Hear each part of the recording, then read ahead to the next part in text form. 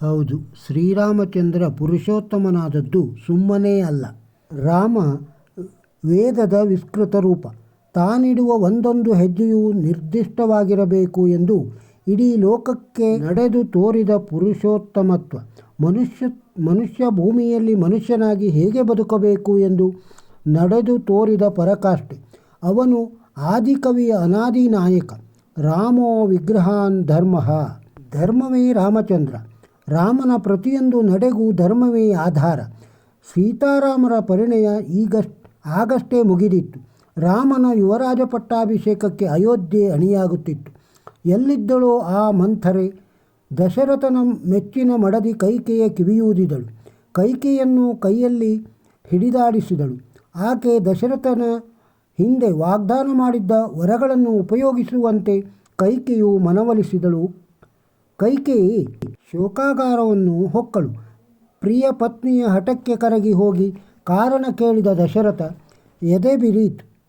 ಒಂದೆಡೆ ಪ್ರಿಯ ಪತ್ನಿಗೆ ಕೊಟ್ಟ ಮಾತನ್ನು ಉಳಿಸಬೇಕಾದ ಕರ್ತವ್ಯ, ಇನ್ನೊಂದೆಡೆ ಪ್ರಿಯ ಪುತ್ರನ ವಿಯೋಗದ ದುಃಖ. ತಂದೆ ತಾಯಂದಿರ ವಾತ್ಸಲ್ಯದ ಪುತ್ರನಾಗಿ ಸದಾ ತನ್ನ ನೆರಳಾಗಿರುವ ಅನುಜರಿಗೆ ಹಿರಿಯಣ್ಣನಾಗಿ, ಗೆಳೆಯರಿಗೆ ನಲ್ಮೆಯ ಸಖನಾಗಿ, ಮಡದಿ ಸೀತೆಯ ಪ್ರೇಮದ ಪತಿಯಾಗಿ, ಗುರು ಹಿರಿಯರಿಗೆ ವಿಧೇಯರಾಗಿ, ಹಿರಿಕಿರಿಯ ಬಡವ ಬಲ್ಲಿದ ಭೇದವಿಲ್ಲದೆ ಎಲ್ಲರಿಗೂ ಗೌರವ ತೋರುತ್ತಾ, ಎಲ್ಲರೊಂದಿಗೂ ಒಡನಾಡುತ್ತಾ, ಎಲ್ಲರ ಮನೆಯ ಮಗನಂತೆ ಬೆಳೆದ ರಾಮಚಂದ್ರನ ಅಗಲುವಿಕೆ ಎಂದರೆ ಪುತ್ರ ವಾತ್ಸಲ್ಯ ದಶರಥನಿಗೆ ನನ್ನನ್ನು ಕೊಂದು ಪಟ್ಟವೇರು ಎನ್ನುವ ಹತಾಶೆಗೆ ಮುಟ್ಟಿಸಿತು. ಮಗನನ್ನು ಮನಸ್ಸು ಮಾಡಿದ್ದರೆ ರಾಮ ಅನಾಯಾಸವಾಗಿ ಪಟ್ಟವೇರಬಹುದಿತ್ತು. ಉಳಿದವರಿಗಾದರೂ ಸ್ವತಃ ತಂದೆಯೇ ತನ್ನನ್ನು ಕೊಂದು ಪಟ್ಟವೇರು ಎನ್ನಬೇಕಿರಲಿಲ್ಲ. ಕನಲಿದ್ದ ಲಕ್ಷ್ಮಣನಿಗೆ ರಾಮನ ಒಂದು ನಿಟ್ಟುಸಿರಿನ ಹೂಂಕಾರ ಸಾಕಾಗುತ್ತಿತ್ತು. ವಸಿಷ್ಠರು ರಾಮನ ಒಂದು ಒಪ್ಪಿಗೆಗೆ ತುದಿಗಾಲಲ್ಲಿ ನಿಂತಿದ್ದರು. ತಾಯಂದಿರ ಪುತ್ರವಾತ್ಸಲ್ಯ, ಬಂಧುಗಳ ಪ್ರೇಮ, ಮಂತ್ರಿ ಮಾಗಧರ ಗೌರವ ರಾಮನನ್ನು ಅನಾಯಾಸವಾಗಿ ಪಟ್ಟದಲ್ಲಿ ಕೂರಿಸುತ್ತಿತ್ತು. ಪ್ರಜೆಗಳ ಅನುರಾಗ ರಾಮನ ದ್ವೇಷಾಸೂಯೆಗಳಿಲ್ಲದ ಸರ್ವಜನ ಹಿತದ ಆಡಳಿತಕ್ಕೆ ಹಾತೊರೆಯುತ್ತಿತ್ತು. ಎಲ್ಲರೂ ರಾಮನ ಪರವಾಗಿದ್ದನು. ಇಲ್ಲ, ರಾಮ ಧರ್ಮದ ಪರವಾಗಿ ನಿಂತ ವಂಶದ ಗೌರವ ಉಳಿಸಲೋಸುಗ ತನ್ನ ಸುಖವನ್ನು ಬಲಿಕೊಡಲು ಸಿದ್ಧನಾದ. ಬಹುಶಃ ಸಿಂಹಾಸನವೇರಬೇಕೆಂದು ಒತ್ತಾಯಿಸುತ್ತಿದ್ದ ಪ್ರಜೆಗಳಿಂದ ಪಾರಾಗುವುದನ್ನು ಚಿಂತಿಸುತ್ತಿದ್ದ ಏಕಮಾತ್ರ ರಾಜಕುಮಾರನಿರಬೇಕು ಶ್ರೀರಾಮಚಂದ್ರ. ಶ್ರೀರಾಮಚಂದ್ರ ತನ್ನನ್ನೇ ಮಾಧ್ಯಮವಾಗಿ ಬಳಸಿ ಧರ್ಮದ ಸೂಕ್ಷ್ಮತೆಯ ಅರಿವನ್ನು ಮೂಡಿಸಿದ. ಈ ಜಗದಲ್ಲಿ ಧರ್ಮದ ಸನಾತನ ಸಂಸ್ಕೃತಿಯ ರಕ್ಷಣೆಗೆ ತಾನೊಂದು ಮಾಧ್ಯಮ ಎನ್ನುವುದನ್ನು ರಾಮ ಆಚರಿಸಿ ತೋರಿದ್ದ. ಧರ್ಮದ ಮಾಧ್ಯಮಕ್ಕೆ ತನ್ನ ಪರಂಪರೆಯ ಬಗೆಗೆ ಪೂಜ್ಯ ಭಾವನೆ ಇರುತ್ತದೆ. ಸಂಸ್ಕೃತಿಯ ಉಳಿವಿಗೆ ಅದು ಹಾತೊರೆಯುತ್ತದೆ. ಧರ್ಮಪಥ ದರ್ಶಕವದು ಹೇಗಿರಬೇಕೆಂದು ಆಚರಿಸಿ ಅದರ ಕರ್ತವ್ಯ. ರಾಮ ಕುಟುಂಬದ ಸಂಕೇತ. ಆದರೆ ಅವನದ್ದು ಸಂಕುಚಿತವಲ್ಲದ ರಾಷ್ಟ್ರೀಯತೆಗೆ ಧಕ್ಕೆ ತರದ ಕುಟುಂಬ. ಪ್ರಜ್ಞೆ. ಸೀತಾ ಪರಿಣಯದ ಸಂದರ್ಭದಲ್ಲೂ ತಂದೆಗೆ ತುಂಬ ಒಪ್ಪಿಗೆಯಾದ ಹುಡುಗಿ ಎನ್ನುವುದು ಅವನಿಗೆ ಇನ್ನಷ್ಟು ಖುಷಿ ಕೊಡುತ್ತದೆ. ಕುಟುಂಬ ಇನ್ನೇನು ವಿಘಟಿತವಾಗುತ್ತದೆ ಎನ್ನುವಾಗ ಅದನ್ನು ಬೆಸೆಯಲು ತ್ಯಾಗಕ್ಕೆ ಮುಂದಾದವ ಆತ. ಆದರೆ ಹಾಗೆ ಮಾಡುವಾಗ ಆತ ರಾಷ್ಟ್ರೀಯತೆಯನ್ನೇನೂ ಬಲಿಕೊಡಲಿಲ್ಲ. ತಂದೆ ವಚನಭ್ರಷ್ಟನಾಗಬಾರದು ಎನ್ನುವುದು ಅವನ ಉದ್ದೇಶವಾಗಿತ್ತು. ರಾಜ ತಪ್ಪಿ ನಡೆದರೆ ಪ್ರಜೆಗಳಿಗೆ ರಾಜ್ಯಾಂಗದಲ್ಲಿ ವಿಶ್ವಾಸವಿರುವುದಿಲ್ಲ. ಹಾಗಾಗಿ ತಂದೆಯ ಮಾತನ್ನು ನಡೆಸಲು ಆತ ಮುಂದಾದ. ಹಾಗೆ ಮಾಡುವಾಗ ಪ್ರಜೆಗಳಿಗೆ ರಾಮನಂಥ ರಾಜ ಸಿಗದೆ ಅನ್ಯಾಯವಾಗುವುದಿಲ್ಲವೇ? ಇಲ್ಲ, ತನ್ನಷ್ಟೇ ಸಮರ್ಥವಾಗಿ ಭರತ ರಾಜ್ಯವಾಳಬಲ್ಲ ಎನ್ನುವುದು ಅವನಿಗೆ ತಿಳಿದಿತ್ತು. ಹಾಗಾಗಿ ಅಷ್ಟೂ ಜನರು ಅವನ ಪರವಾಗಿ ನಿಂತರೂ ಅವನು ಧರ್ಮದ ಪರವಹಿಸಿದ. ತನ್ನನ್ನು ಹಿಂದಕ್ಕೆ ಕರೆದೊಯ್ಯಲು ಬಂದ ಭರತನ ಒತ್ತಾಸೆಯೂ ಮಣಿಯದೆ, ತಾಯಿಯದ್ದು ತಪ್ಪೆಂದು ಹೀಯಾಳಿಸದೆ ಆಕೆಯನ್ನು ಗೌರವದಿಂದ ಕಾಣು ಎಂದ.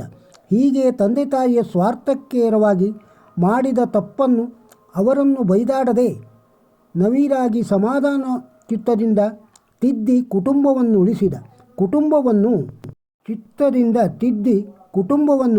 ಕುಟುಂಬವನ್ನು ಉಳಿಸಲು ವ್ಯಕ್ತಿಯ ಇಷ್ಟಾನಿಷ್ಟಗಳನ್ನು ಮೀರಬೇಕಾಗುತ್ತದೆ ಎನ್ನುವ ಪಾಠವನ್ನು ಜಗತ್ತಿಗೆ ಕೊಟ್ಟ. ಹೇಗಿತ್ತು ರಾಮರಾಜ್ಯ? ಪ್ರಜೆಗಳು ಜಗಳವಾಡುತ್ತಿರಲಿಲ್ಲ. ವೈಷಮ್ಯ ಉಂಟಾದಾಗಲೂ ನೋಡು, ರಾಮನ ಮುಖ ನೋಡಿ ನಿನ್ನನ್ನು ಬಿಡುತ್ತಿದ್ದೇನೆ ಎನ್ನುವಂತಹ ನೈತಿಕ ಭಯ ಪ್ರಜೆಗಳಲ್ಲಿತ್ತು. ರಾಮ ಕುಟುಂಬ ಪ್ರಜೆಯನ್ನು ಅಷ್ಟು ವಿಸ್ತರಿಸಿದ್ದ. ಎಲ್ಲರಿಗೂ ಹಿರಿಯಣ್ಣನಂತೆ ಪ್ರತಿಜ್ಞಾ ಪರಿಪಾಲನೆಯ ವಿಷಯದಲ್ಲಿ ತನ್ನ ಕಾಂತೆಗೆ ಸ್ವಯಂ ಶ್ರೀರಾಮನೇ ಹೇಗೆ ಹೇಳುತ್ತಾನೆ, ಹೇ ಸೀತೆ, ಸಮಸ್ತ ಜೀವಿಗಳಿಗೂ ಅತ್ಯಂತ ಪ್ರಿಯವಾದ ಪ್ರಾಣವನ್ನಾದರೂ ಬಿಟ್ಟೇನು, ಪ್ರಾಣಕ್ಕಿಂತ ಪ್ರಿಯಳಾದ ನಿನ್ನನ್ನಾದರೂ ಬಿಟ್ಟೇನು, ನಿನಗಿಂತ ಪ್ರಿಯವಾದ ಲಕ್ಷ್ಮಣನನ್ನಾದರೂ ಬಿಟ್ಟೇನು, ಆದರೆ ಸಜ್ಜನರಿಗಾಗಿ ಒಮ್ಮೆ ಕೈಗೊಂಡ ಪ್ರತಿಜ್ಞೆಯೆಂದಿಗೂ ಬಿಡಲಾರೆ. ಪಟ್ಟಾಭಿಷೇಕ ಕಾಲದಲ್ಲಿ ರಾಮಚಂದ್ರ ದೇವರ ಪ್ರತಿಜ್ಞೆ ನೋಡಬೇಕು. ಅಭಯಂ ಸರ್ವಭೂತಭೂ ದದಾಮಿ ಏತದ್ವ್ರತಂ ಮಮ. ಅಂದರೆ ಯಾರು ನನ್ನಲ್ಲಿ ಶರಣು ಕೋರಿ ಬರುತ್ತಾರೋ ಅವರಿಗೆ ಜಗತ್ತಿನ ರಕ್ಷಣೆ ಕೊಡುವುದು ನನ್ನ ವ್ರತ. ರಾಮ ಗುಣಶ್ಲಾಘ್ಯನು, ತನ್ನನ್ನು ಬಿಟ್ಟು ಇನ್ನೊಬ್ಬಾಕೆಯನ್ನು ತಿರುಗಿಯೂ ನೋಡದಂತಹ ಸ್ವಯಂಯು, ಜಿತೇಂದ್ರಿಯನು, ಕಾರುಣ್ಯಮೂರ್ತಿಯು, ಧರ್ಮಾತ್ಮನು, ಗಾಢ ಪ್ರೀತಿ ತೋರಿಸುವವನು, ತಂದೆ ತಾಯಿಗಳ ಸ್ಥಾನವನ್ನು ತುಂಬಿಕೊಡುವಂತಹವನು ಆಗಿದ್ದಾನೆ ಎಂದು ರಾಮನ ಬಗೆಗೆ ಅನುದಳ್ಳಿ ಹೆಮ್ಮೆಯಿಂದ ಹೇಳುತ್ತಾಳೆ ಸೀತೆ. ಹೌದು, ರಾಮನ ಪ್ರೀತಿ ಅಂತಹದ್ದು. ಅವಳ ಕಣ್ಣಂಚಿನ ನೋಟದಿಂದಲೇ ಅವಳ ಬಯಕೆಯನ್ನು ಅರಿತು ಪೂರೈಸುತ್ತಿದ್ದ ಅವನು ಅದಕ್ಕೆ ದಂಪತಿಗಳೆಂದರೆ ಸೀತಾರಾಮನಂತಿರಬೇಕು ಎನ್ನುವ ಬಯಕೆ ಈ ಸಮಾಜದಲ್ಲಿ ಇರೋದು. ಆ ಕಾಲದಲ್ಲಿ ಸಮಾಜದ ಕೆಳವರ್ಗಕ್ಕೆ ಸೇರಿದವನಾದ ಗುಹನನ್ನು ಅಪ್ಪಿ ಆಲಂಗಿಸಿದ. ತನಗಾಗಿ ಕಾಯುತ್ತಿದ್ದ ಶಬರಿಯ ಆತಿಥ್ಯವನ್ನು ಎಂಜಲೆಂದು ಬಗೆಯದೆ ತಾಯಿ ಮಗುವಿಗೆ ಕೊಡುವ ಆಹಾರದಂತೆ ಸ್ವೀಕರಿಸಿದ. ದುಃಖದಲ್ಲಿ ಮನಸ್ಸನ್ನು ಒಳಗೆಳೆದುಕೊಂಡು ಕಳ್ಳಾಗಿಸಿದ ಪತಿತೆ ಅಹಲ್ಯೆಯನ್ನು ಉದ್ಧರಿಸಿ ಗೌತಮನಿಗೆ ಒಪ್ಪಿಸಿದ. ಋಷಿಮುನಿಗಳ ಸೇವೆಗೈದು ಅವರಿಗಿದ್ದ ರಕ್ಕಸರ ಉಪಟಳವನ್ನು ಕೊನೆಗಾಣಿಸಿ ಅವರ ಪ್ರೀತಿಗೆ ಪಾತ್ರನಾದ. ರಾಮನ ಸ್ವಭಾವವೇ ಅವನನ್ನು ಎಲ್ಲರಿಗೂ ಹತ್ತಿರವಾಗಿಸಿತು. ಹಾಗಾಗಿಯೇ ವಾನರರು ಅವನ ಜೊತೆಯಾದರು. ರಾಕ್ಷಸರು ಅವನ ಬಗ್ಗೆ ಗೌರವ ತಾಳಿದರು. 4 ದಿಕ್ಕುಗಳಿಗೂ ತನ್ನ ವಾನರ ಸೇನೆಯನ್ನು ವಿಭಜಿಸಿ ಸೀತಾನ್ವೇಷಣೆಗೆ ಕಳುಹಿಸಿಕೊಟ್ಟ ಸುಗ್ರೀವ. ಆದರೆ ರಾಮ ಮುದ್ರೆಯುಂಗುರ ಕೊಟ್ಟದ್ದು ಹನುಮನಿಗೆ ಮಾತ್ರ. ಹನುಮ ದಕ್ಷಿಣ ದಿಕ್ಕಿಗೆ ಅಂಗದನ ನೇತೃತ್ವದಲ್ಲಿ ಹೊರಟವ. ಅಂತಹ ನಾಯಕ ಅಂಗದನಿಗೂ ಉಂಗುರ ಕೊಡಲಿಲ್ಲ.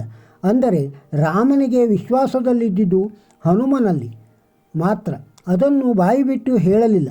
ಉಳಿದವರು ತಮ್ಮ ಸಾಮರ್ಥ್ಯವನ್ನು ಕಡೆಗಣಿಸಬಿಟ್ಟನಲ್ಲ ಎನ್ನುವ ಅಸಮಾಧಾನ ಹೊಂದದ ರೀತಿ, ತಮ್ಮ ಸಾಮರ್ಥ್ಯ ಕಡಿಮೆ ಎಂದು ಕುಗ್ಗದ ರೀತಿ, ಎಲ್ಲರೆದುರೇ ಹನುಮನಿಗೆ ಉಂಗುರ ಕೊಟ್ಟ.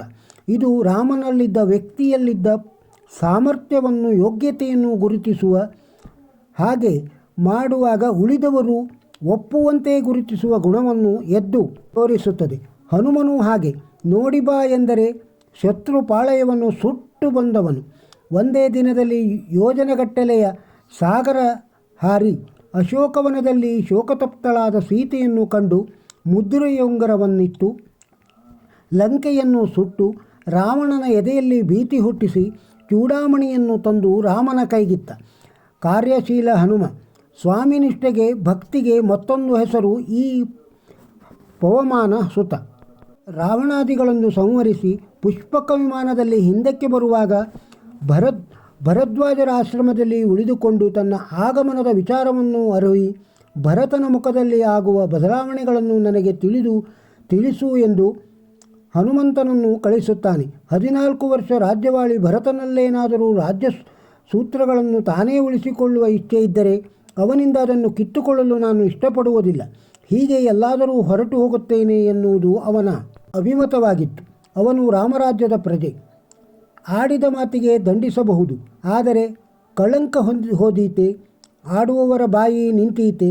ತನ್ನ ಪತ್ನಿಯ ಚಾರಿತ್ರ್ಯಕ್ಕಿಂತಲೂ ಸಿಂಹಾಸನದ ಗೌರವ ಮುಖ್ಯವಾಗುತ್ತದೆ.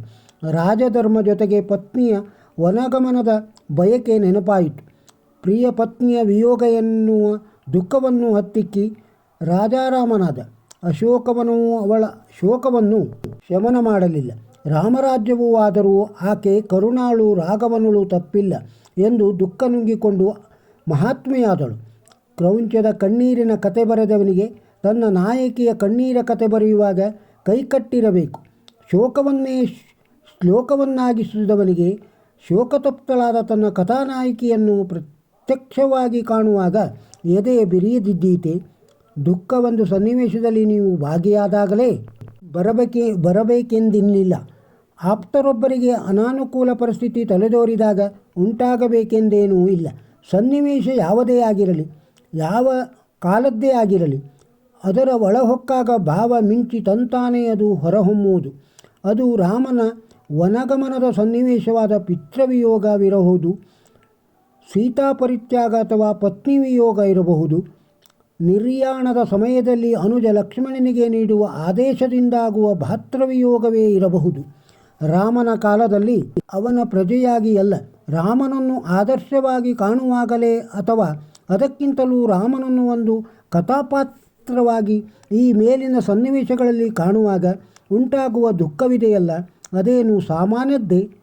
ಈ ಘಟನೆಗೆ ಕಾವ್ಯರೂಪ ಕೊಡುವಾಗ ವಾಲ್ಮೀಕಿ ಅನುಭವಿಸಿದ ದುಃಖದ ಪರಿ ಎಂತಿರಬಹುದು? ಅದನ್ನು ವಾಲ್ಮೀಕಿ ಕ್ರೌಂಚದ ಕೂಗಿನಲ್ಲೇ ಕಂಡ. ಈ ಎಲ್ಲ ಸಂದರ್ಭಗಳಲ್ಲಿ ರಾಮ ಅನುಭವಿಸಿದ ದುಃಖ ಹೇಳಲಸದಳ. ಸೀತೆಯ ದುಃಖವನ್ನು ಬರೆದವರಿದ್ದಾರೆ, ಊರ್ಮಿಳೆಯ ಭವಣೆಯನ್ನು ವಿವರಿಸಿದ್ದವರಿದ್ದಾರೆ, ಅಹಲ್ಯೆಯ ಪರವಾಗಿ ಕಣ್ಣೀರು ಸುರಿದವರಿದ್ದಾರೆ. ಆದರೆ ರಾಮನ ದುಃಖವನ್ನು ಕಂಡವರಾರು? ಆ ಎಲ್ಲ ಕಾಲದಲ್ಲೂ ಆತ ದುಃಖವನ್ನು ನುಂಗಿ ಸ್ಥಿತಪ್ರಜ್ಞನಾಗಿಯೇ ಉಳಿದುಬಿಟ್ಟ.